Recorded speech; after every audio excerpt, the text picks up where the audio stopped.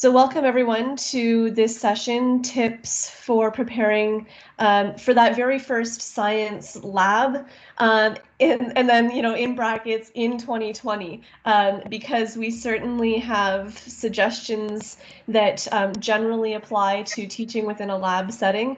But of course, this being 2020, it's a whole new experience for all of us. So we hope to draw on the best that we have always at the center and those who teach in labs have always focused on, and use that as the motivator and driver for how we can not only survive but thrive within whatever the term throws our way in 2020. So before I start, start more officially, I wanted to introduce myself and allow my co-presenters to also say a few words and introduce themselves. So my name is Dr. Lauren Anstey. I'm an educational developer at the Center for Teaching and Learning. I've got a background in the sciences. I did my master's in anatomical sciences, so did a lot of TAing in the lab, in the anatomy lab during that time. And then between my master's and my PhD, I went on to work in a lab setting at McMaster University in their anatomy lab.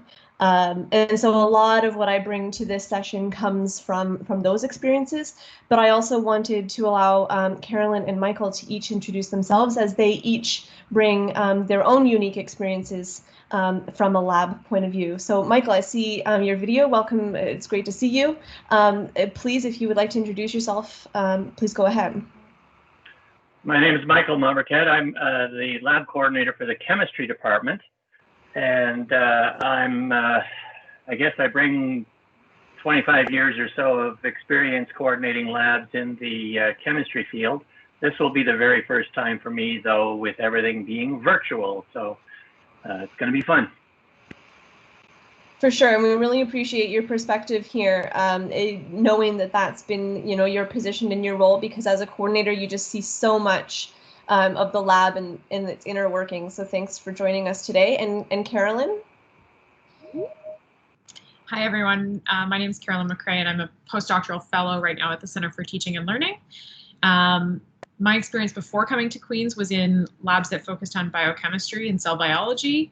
And then since being at Queen's, I work in the anatomy lab, primarily for my master's and PhD. So I've got a little bit of experience in different kind of labs kind of throughout my role as a TA and an instructor. Thanks, Carolyn. And as you can see from the three of us presenting online, we each come from our different places and experiences specific to labs, but I also wanted to acknowledge the ways that we come and are situated on different lands. So right now, the way I join you, I'm joining from the traditional territories of the Haudenosaunee and Anishinaabe peoples. I am right along the rivers of the banks of the Cataraqui River in a new home that I now call home as a settler. And I think, the more I join from online and see people coming, Carolyn and Michael, and then all of you from all over, I reflect a lot as to how we're coming together in this space, and each bring our own perspectives and come from the different places that we occupy and enjoy and spend time on.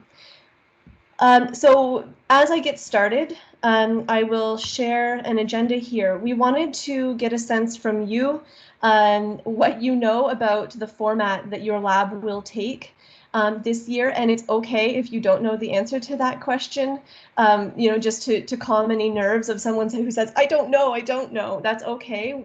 Part of this is in sorting out what you need to find out and what you need to know. But we thought it would be interesting and curious for us to hear from you. So in a moment, we'll share some ways of providing that input. But then the majority of the session is going to be spent on 4 key questions that has consistently come up across the documentation that has been provided and organized, and really pulling together the expertise from those who are orienting teaching assistants to the lab setting. And then drawn from some collective experience as to what tends to work in lab, shifting to a consideration of before, during, ending, and after a lab, and maybe some strategies that you could borrow from and employ for effective teaching in the lab. And certainly, if you have questions throughout, please feel free to be adding those to the chat. It's a great place. We've got lots of eyes on that chat feed to be able to support some of the questions that are coming in, and we can address those as we go. But of course, there is some time reserved at the end for conversation and for questions that come up. So the last thing I wanted to draw your attention to before we really get started into the body of the presentation is the link that I've just shared in the chat. This link will take you to a OneDrive folder that should give you access to the resources for this session. So specifically a copy of the slides, and then a set of infographics that has been designed to represent a lot of the material we will be talking about. Secret tip, the slides are actually a copy of the infographics, so it's really just the same material presented in two different ways. The link is not working, I'm seeing, so I may have to tweak that, and apologies.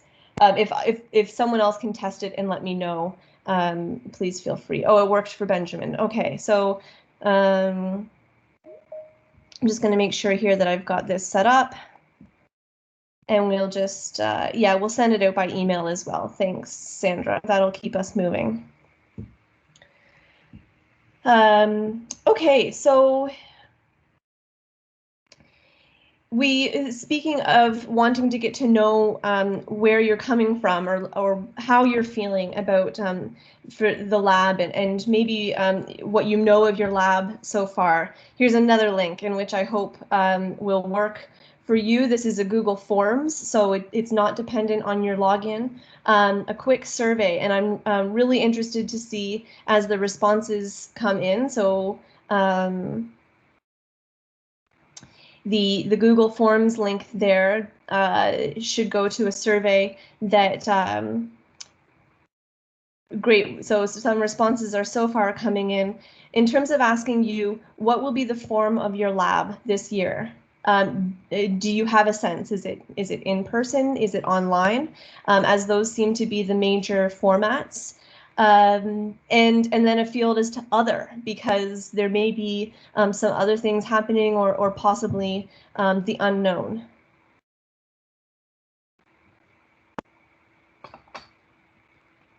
And a question there in terms of on a scale of 1 to 5, how ready are you feeling?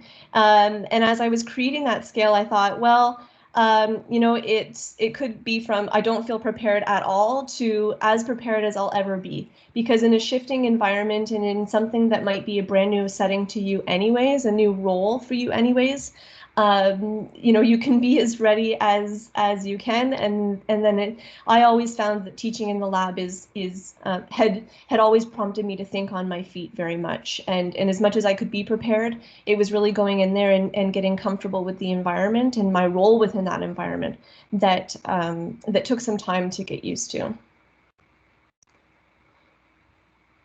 So great, it's just neat to see these shifting responses coming in, lots of online and remote labs, and some in person, as you know, I've understood that there will be some access to laboratories on campus, and that labs will sometimes run because it simply is the way that that lends that experience. Michael, I'm curious to hear from you and from chemistry's perspective, what generally will be the approach taken for chemistry labs? There is no general approach. The different courses are being run differently. In the first year labs, we're going to be doing everything as virtual simulations. So the students will have probably very little need for live TA access during the lab session. So we're not going to be setting up Zoom sessions for the lab TAs and that kind of thing. Their job mostly will be to monitor queries in the chat and or mark the labs. So that's the biggest thing that the lab TAs in chemistry are going to be doing for first year. For the upper year courses, they're doing a little different. They're ranging anything from a virtual lab experience where the student gets to watch the lab being performed by a live TA, literally as it happens. So they're going to be like a chest-mounted GoPro or something like that, and they will get to see it happen live. That's some of the very few upper year labs, to a series of pre-recorded videos that show step-by-step what's happening in the labs for the students to then take the data from that and write out reports. So in all cases, even the first year labs, the students are going to have to create lab reports and then submit them electronically. In fact, the way we've been submitting for years. So that part's not going to change. So the biggest change for the first years is they don't get very much contact hours with the students. As opposed to 3 hours a week in the lab, they're getting almost no hours of direct contact with the students, indirect with chat groups or email, and that's about it. Additionally, though, lab TAs are going to have a new responsibility called marking the project. So that'll be something we'll be talking to them more directly about. Great, yeah, and we have a little bit at the end of this presentation about providing feedback, because it sounds like the more that will be a large portion of a TA's responsibilities around lab work, the more that that will become a really important part of your role as a TA within the lab. Great, so I want to start into the 4 key questions for TAs as they get oriented to their lab responsibilities and roles, because I think these questions will help.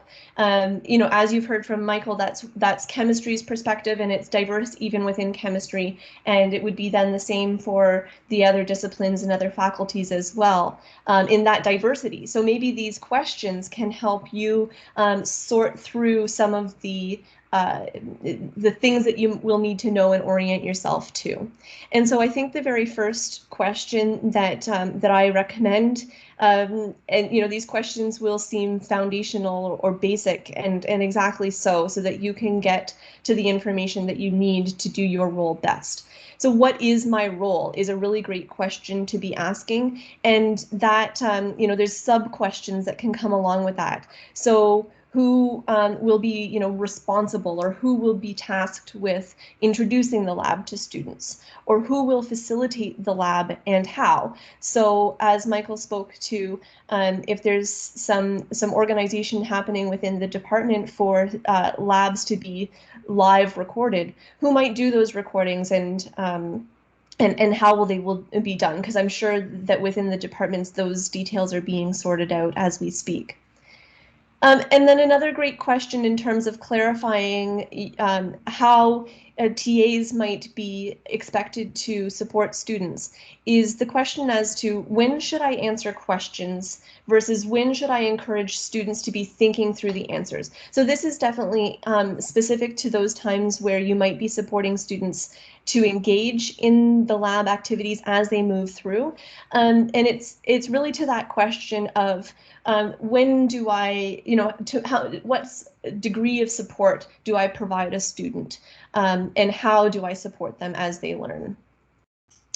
Of course, the next very important point, so it's highlighted here, is who will grade students' work and how. So it sounds like TAs will serve a very prominent and an important role this year in grading the lab reports that come in. And so the greater clarity you can gain as you head into your role as to the grading structure, who will be doing the grading, and what sort of guidelines can be provided to you on performing that role, the better.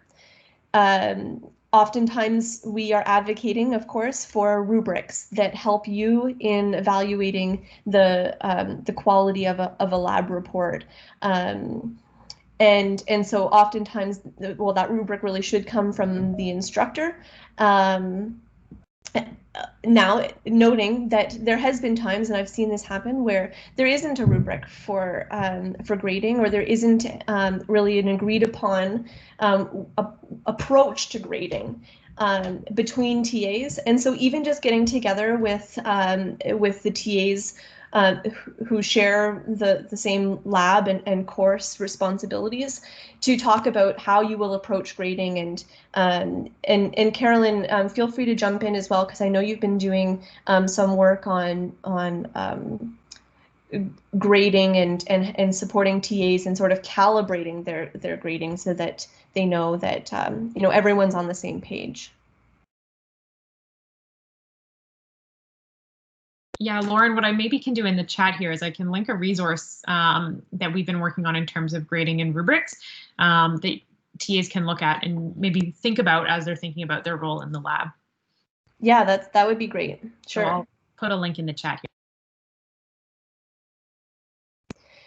So the next question, again, to the foundational is, how can I prepare? And one of the best strategies I can suggest is really looking at getting to know the course in terms of the learning outcomes, and how the labs specifically fit into that course.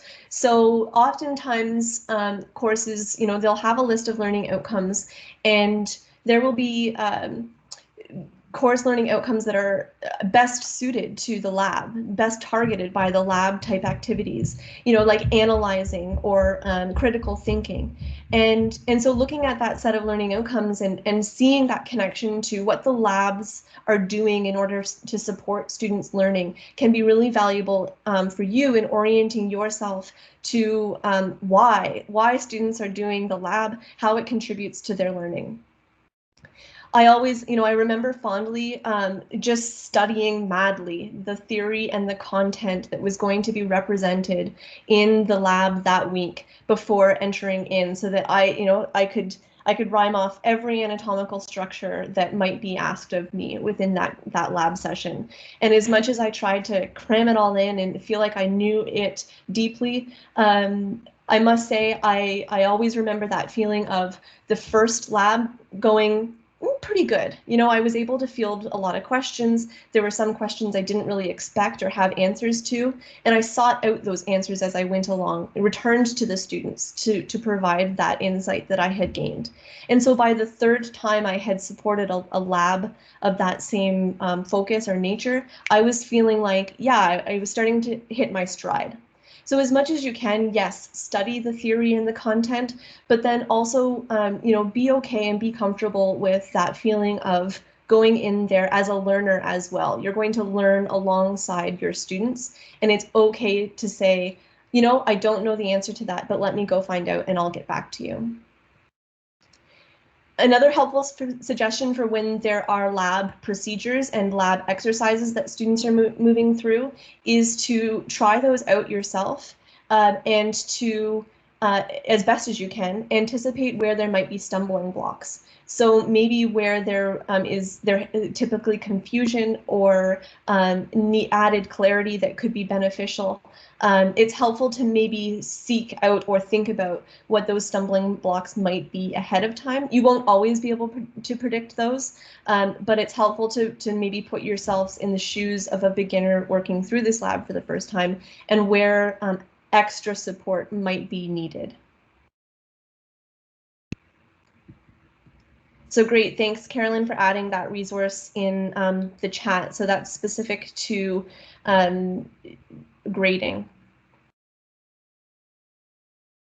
Lauren, before you switch slides here, I think this is also a good point to mention for anyone that's new to TAing for the first time or in a new discipline, because I know, at least for me, I switched disciplines coming into grad school, that your preparation can really be helped by finding someone who's TA'd within that course or within that discipline before, and asking the same question, how can I prepare, to someone that's been an experienced TA in that department. So for a good example, my first TA-ship at Queen's was in biology, which was not my home department. And finding, asking a lab coordinator or the course instructor for that connection of who can I ask questions to can be a really good resource and help you out throughout the term.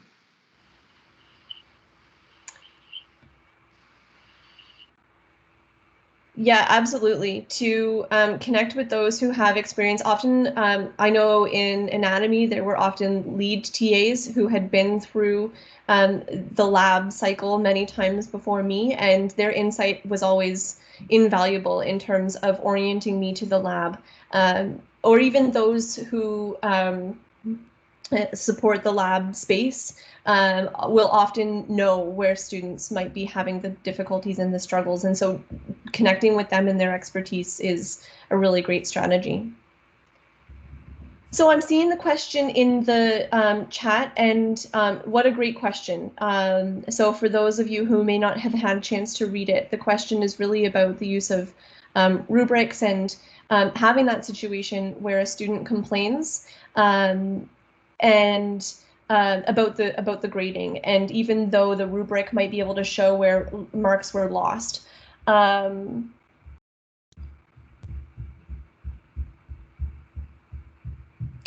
can cut in a little there.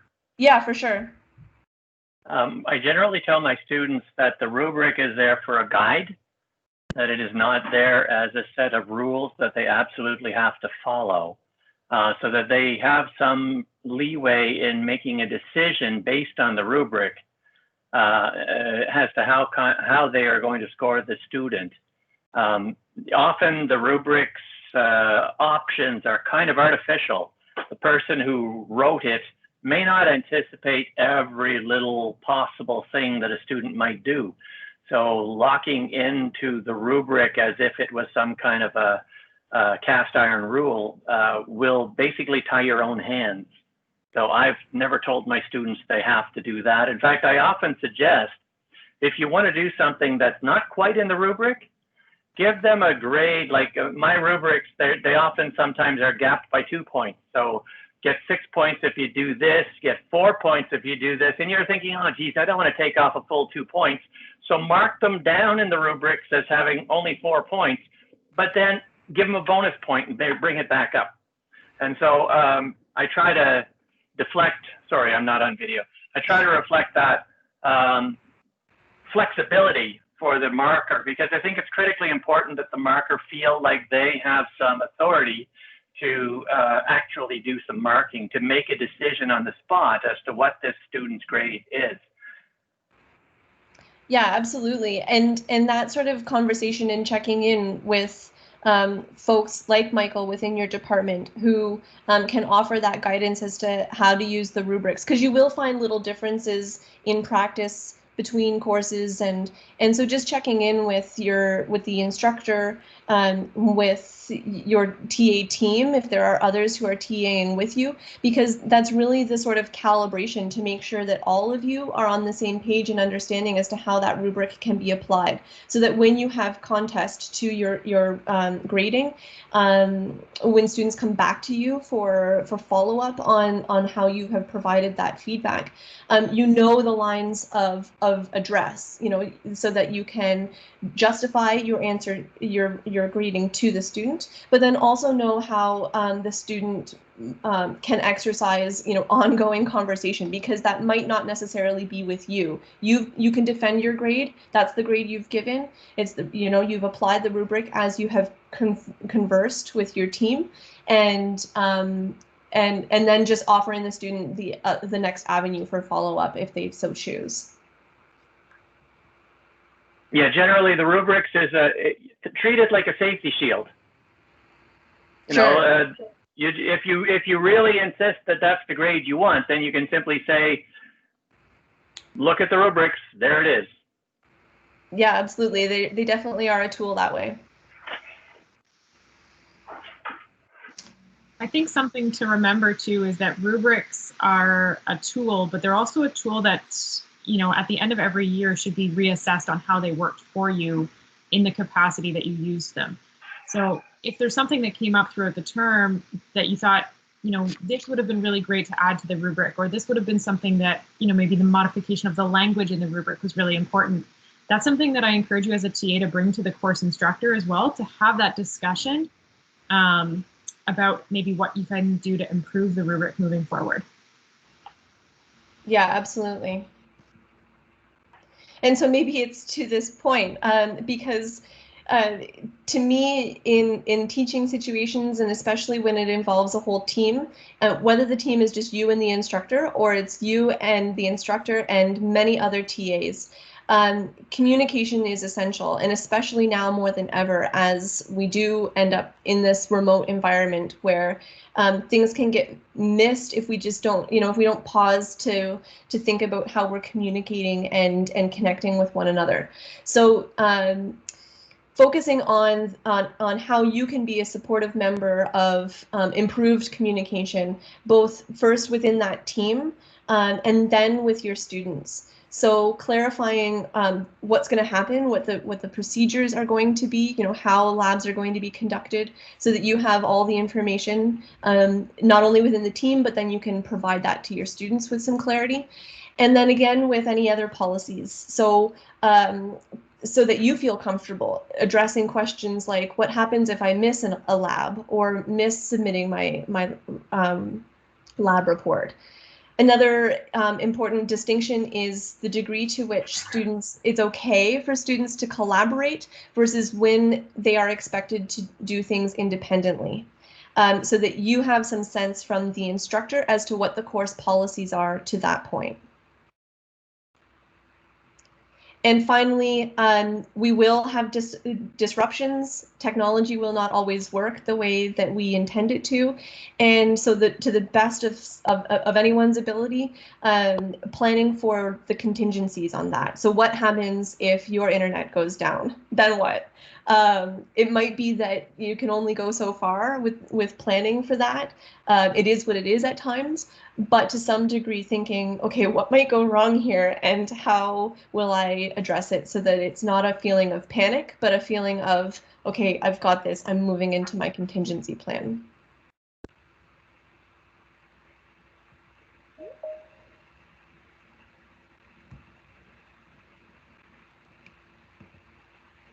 And finally, how can we be safe? Regardless of the format your labs are taking this year, just always having safety in mind. So of course, if you're in the lab space, you will be oriented to the safety protocols of the lab, the emergency protocols. In having been in the anatomy lab for many years, it's always about being that role model of safety. So making sure that I'm wearing my lab coat and my goggles. If there's anyone coming into the lab carrying their coffee, I found it really helpful to approach that person right as they came through the door, to say, you know what, that's not acceptable here, and people see that happening, see you catching other people, and it just reinforces the message over and over again. So politely drawing attention to the lab safety rules at those times. And then, I had this question, and Michael, I'd be curious to hear your thoughts on this. What does safety look like when we are online and remote, or when students are doing their take-home lab activities? How do we support that? Okay, I'm not muted. Good. Just double check before I started talking too much. That's an interesting question, because really we don't need to worry so much about safety when they're sitting in their own bedroom or office space or whatever it is, viewing something online. But I think we do need to keep in mind that that's not going to be the case forever. So they're going to come back in, and very often the procedure that they learn in the very first few times they show up in a lab is the one that they're going to remember for the rest of their lives. So if they walk in and they find the TAs are lax, nobody is enforcing the rules, everybody is a little bit blasé about safety, they're going to get that particular attitude themselves.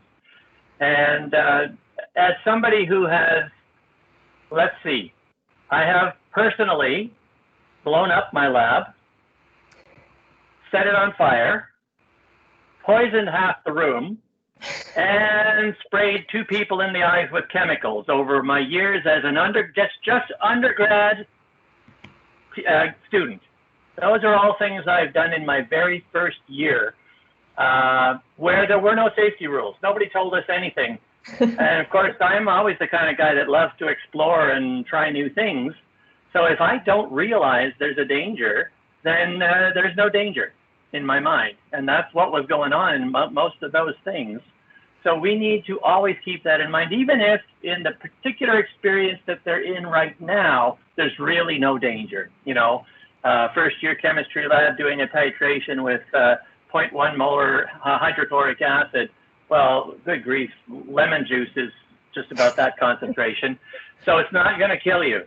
But doesn't matter. We set up the rules and we enforce them. So that kind of thing is so critical, because later on in life, when things become actually dangerous, if we don't get into the habit of safety, and you watch around it all, you now, every time you step outside and go to the grocery store and you find people not putting their mask on properly or not doing that, they are of the opinion that it's just not a big deal. And unfortunately, they're the ones who are helping us to continue this lockdown that we're in, essentially, because they keep spreading it around. So let's not do that. Let's try and keep safety always on our minds. Absolutely, yes. And so when you might be conducting the labs and demonstrating what that looks like, to even remember in that situation that you might be alone in the lab doing the demo, but the more that you can model the safety behaviors, then it's setting the students up really well and for when they do return to campus. Well, in our building, the walls are all glass, so even if you're alone in the lab, the students can be walking by in the hallway, and they will see you, and they will say, "Hey, that guy's not wearing his goggles. How come he keeps trying to make me do it?"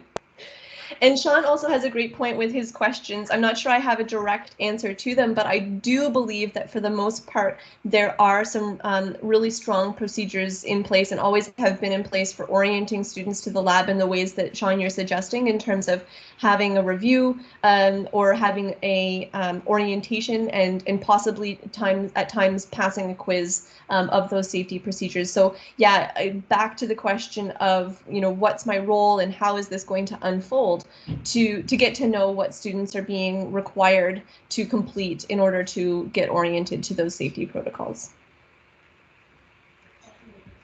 Yes, a beaker of water looks just like a beaker of, in my case, methanol.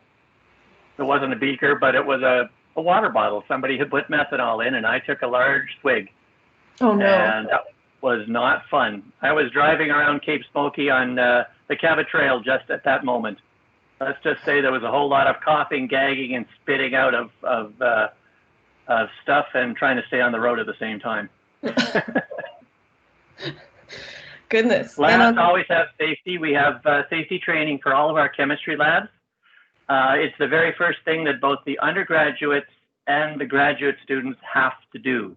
So before they walk into the lab the very first time, they take safety training. And for the undergrads and for the grads, that includes both specific training for that lab and general training, which is WMIS. So I believe that's probably going to happen to all of your labs if you're doing anything in person. What happens in following years of, next year when, say, my students and my TAs won't have taken the safety training because they're not going into the labs this time, we need to be more aware of that next year or the year after, whenever it is we finally get back into the real labs. Sure. So that sort of brings us to the end of the 4 key questions that might be foundational to your understanding of really becoming increasingly familiar and comfortable with your role as a TA in the lab. But we also wanted to speak to the different phases of labs, and while this will be general and will look very different discipline to discipline in some ways, there are some general considerations that might inform what a TA could do in supporting student learning at the very beginning of a lab. So you've done all your prep, you know what your role is, you are aware of how to support the safety within the lab, all of those, you're well communicated and connected with your team. You're starting, and so how can you support students during the lab time, helping them maybe then wrap up and then follow up, which I think we'll end up spending a bit more time on, because that's really where the grading and feedback element comes in. So I wanted to actually try out getting your input, your ideas as a TA, what you could do, just because it does differ in some ways depending on the discipline or what your lab might look like. And so even if you are just early on and getting some familiarity with what your role might be, I've posted the link here so you will be able to access this Google Doc. And while it may get a little hairy with all the contributions, I do invite you to start recording anything that comes to mind in terms of you being a TA and supporting your students in the lab, either as you are getting started, during, ending up or wrapping up the lab, and following up. So thanks to those getting started. I will give a moment or two just for some of the ideas to come in before we start chatting more about what we're seeing.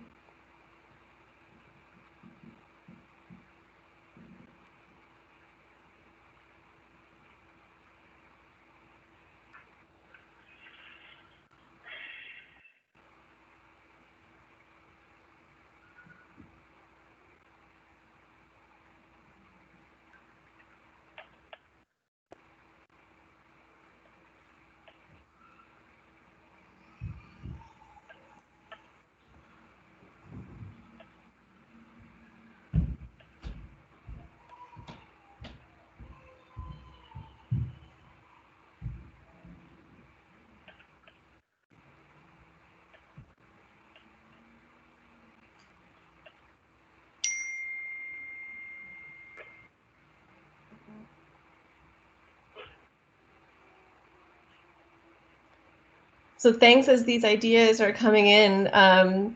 We've got lots of contributors. So wow, I've never seen the Dumbo octopus before. Anonymous Dumbo octopus, that's a new one. So just as you know, as ideas continue to come in, I think throughout TD Week we have really tried to demonstrate some of the ways in which you can use technology in simple ways to start getting people to contribute and share some ideas. So this is a Google Doc that has been shared so that anyone with the link is able to edit, and that's why you are each showing up as the anonymous liger, anonymous dolphin, etc. And although it can get to be a lot of people contributing in one space, it is a neat approach to get some ideas going from a group. And so I really appreciate what's being shared here. I think we will focus first on some of the ideas around starting a lab. So I'm seeing lots about an icebreaker, welcoming students to the space, getting to know them, you know, that point of getting to know names, same as I would do for a class that I might be teaching or a tutorial. I would really make that early effort to get to know my students in some way. But then it's also about getting into the content itself. So as one person's writing there in the last bullet point about laying out expectations for the deliverables, like what is going to be the expectation of this lab? And one of the things, the resources, the infographics, includes that second infographic that you'll see when you get to opening up that PDF is a bunch of different ideas for any sort of pre-lab talk you might be doing. So what to include in a pre-lab talk, because definitely laying out those expectations and the deliverables so that that's clear for students is a really critical component of a pre-lab. Also giving tips on completing the lab. As someone's pointing out there, that if you are supporting students to become oriented in the steps, to just highlight what those steps are and where they might possibly even experience some difficulties, to alert them to where the challenges lie ahead, or strategies in overcoming those.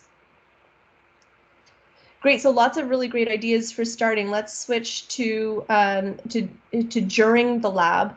And yeah, I mean, I think it was great that the very first point there was wandering around, watching and observing students, because the more that you can tour the room and see what's happening and listen in on some of the conversation that might be happening, say between peers or people who are working together, the more you can kind of get insight as to where people are doing well, where there might be some misconceptions that you can start to address, etc. And then the sort of providing assistance and support.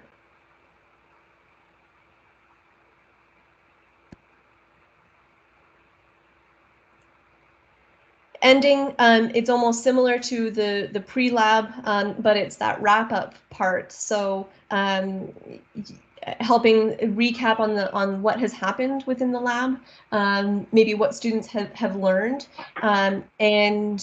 and yeah, maybe that's a really great time to remind about the safety protocols, and especially as students are cleaning up and exiting the lab.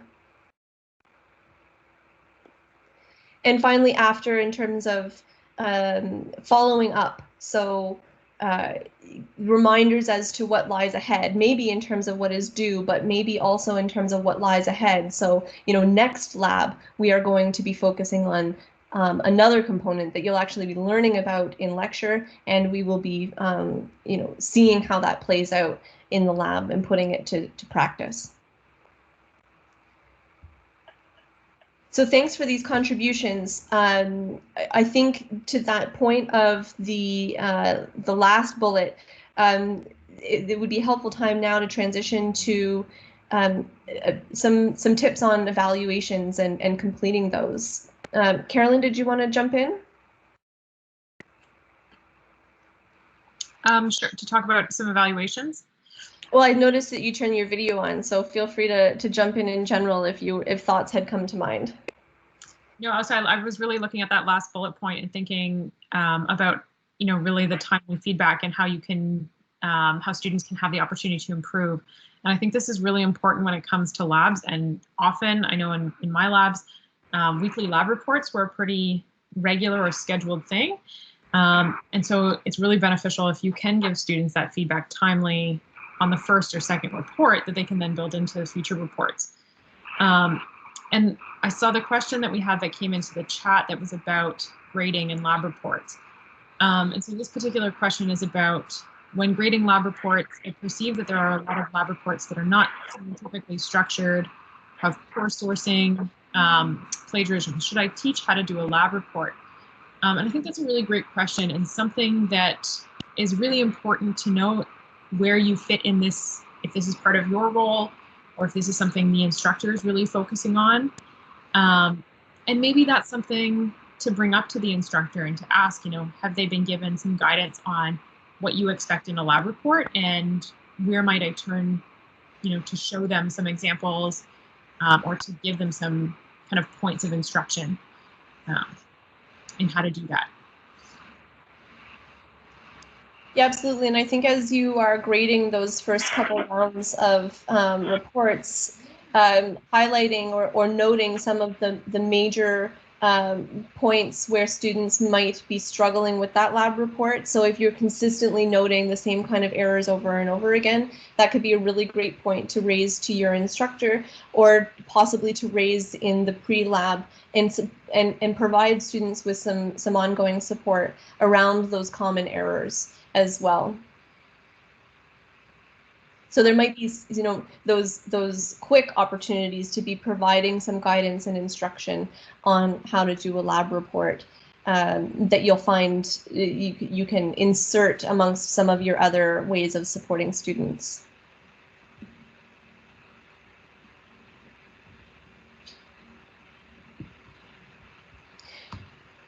So this is an image, Carolyn. It will look familiar, as it is from that resource that she had shared earlier, in terms of just some strategies, things to keep in mind when providing written feedback on assignments. And I saw the comment being made in our Google Doc about the timeliness of feedback, that to get a lab report back in hand so that a student can review their performance on that before they're submitting others is really beneficial, because as a student I want to know how I did on that lab before I then have to perform and do a similar lab report. There's a lot of really valuable learning that I can take away if I have the feedback ahead of time before heading into that next assignment. So just giving yourself enough time to be completing those grading those grades and getting the feedback to the students. And then in terms of the content of your feedback, what you write, we always suggest the meaningful and constructive nature of feedback. So targeting to an individual's needs. If you notice some error that it sounds like the student can receive benefit from some guidance on, and specifically commenting on the assessment criteria. So if you have the rubric, how is it that you're seeing that assessment criteria and when you apply it to that assignment, and how can you use that point of evaluation to tailor your feedback to the student? And then constructive feedback is that which emphasizes strengths, recognizes where students have done really well, and also addresses the weakness and points out. And I've always found it challenging to find the language. I think as a Canadian, and if I can play on the stereotype of being polite, it's easy to be soft about language, but at the same time finding ways in which I can point out the ways in which it was not the strongest performance, and the rubric has often helped me in finding that language. Carolyn, other thoughts that come to your mind about the feedback on lab reports and grading? Sure. I think for me, the idea, I think a lot about how I can be constructive in the feedback, and I often find myself asking questions when I'm providing feedback. So, I'll write a note to a student that says, "What did you mean by this?" Or, "How did you know this? How did you see this in the experiment?" You're missing a bit of the description. So thinking about what kind of questions I can put in my feedback for students to think about, and also integrating examples into the feedback. So students, if we don't tell them where they can improve and how they can improve, they won't be able to. So being able to point out an area that a student maybe lost some points and saying, did you think about integrating something like this? Or did you think about how you might expand here to, describe what you saw in that experiment, or describe what elements of the chemical reaction were happening? So providing them with a bit of really clarity on what they could have integrated into the assignment is really helpful. Be careful though. I remember when I was marking, as a TA, marking assignments for a second-year physical chemistry class, and then I would take a lot of time to try to find a way to explain to them why they went wrong or how they could have known that their answer was wrong. So I would sometimes give an analogy or things like that. It turned out 2 years later, I moved in with one of those students. Like, he became one of my roommates in the house I was in. And I mentioned something about having marked 249. And he went, you're the sarcastic SOB. So I thought I was being helpful. They thought I was being sarcastic. Clearly, you have to be careful.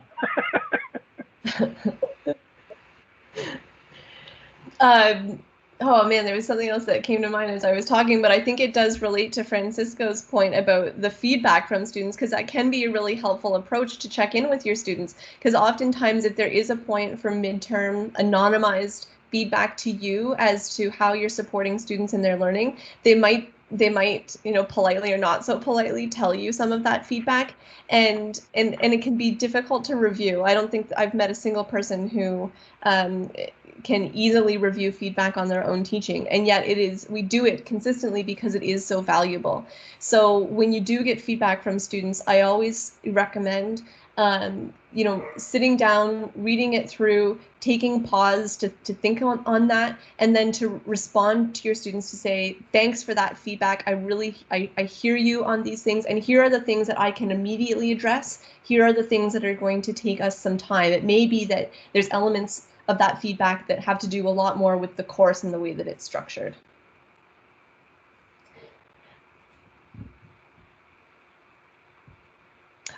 It was around when Michael was talking, I was thinking about the time that it can take students or TAs to provide feedback on written assignments. Because if you do get into a lot of detail, like analogies that really elaborate on where students could have done something different, that can take a lot of time.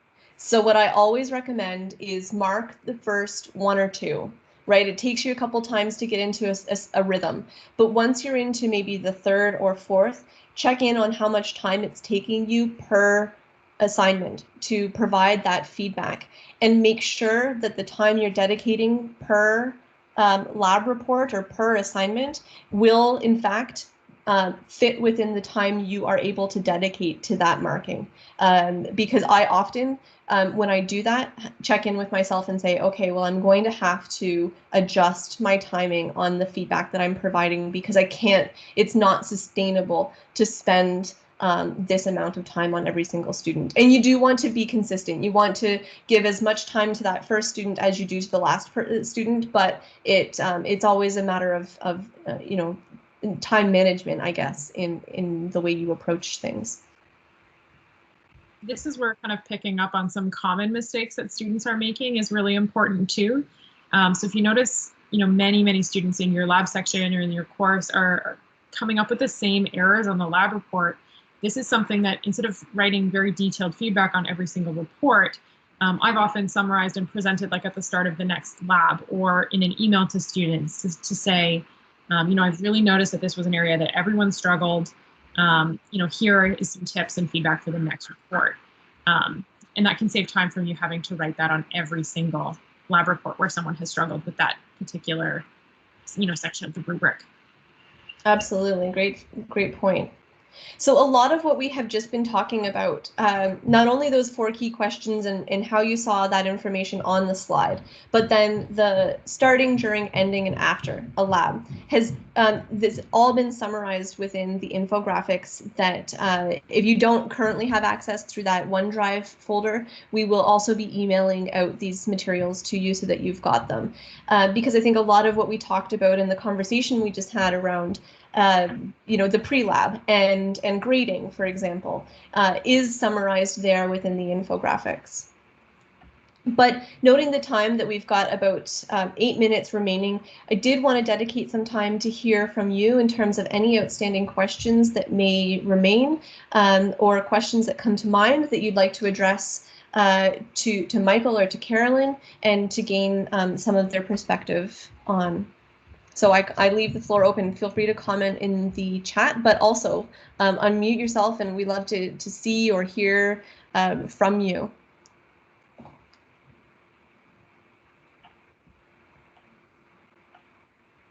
And of course, to the presenters as well, outstanding thoughts or points that that you'd like to raise. This is also a chance as some of our attendees think of a question they might like to pose.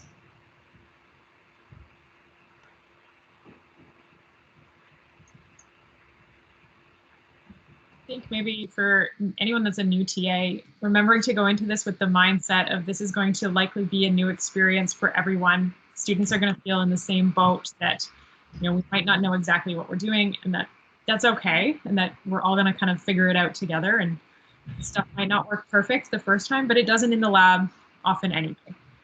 So just to remember that that's okay, that we're all learning, and that you do have, you know, some support with lead TAs, instructors, to help you through.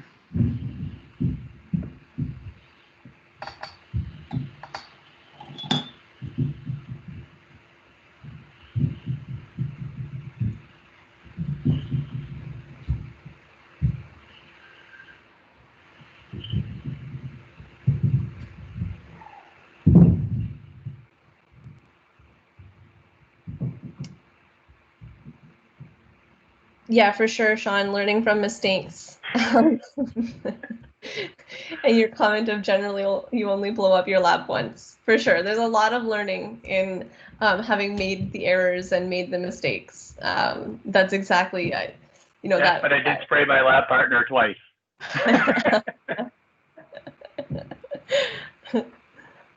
I'm sure talking to any experienced TA or science instructor, everyone has a story of something that has gone awry, and that's not uncommon. No, certainly not. There's far less of them in today's environment than there were back in the mid 70s.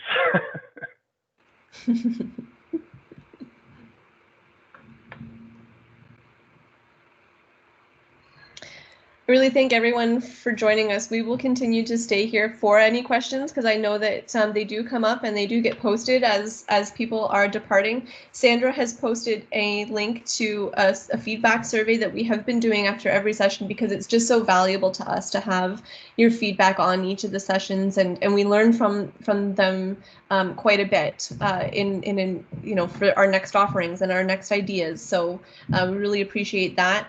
And I hope that this session too, you know, when you think back on the scale of 1 to 5, how are you feeling? That hopefully, you know, many of those in the 1, 2, 3s have shifted towards the 4s and 5s. And if not, then at least, you know, that there might be some strategies you hold in order to help you make that shift.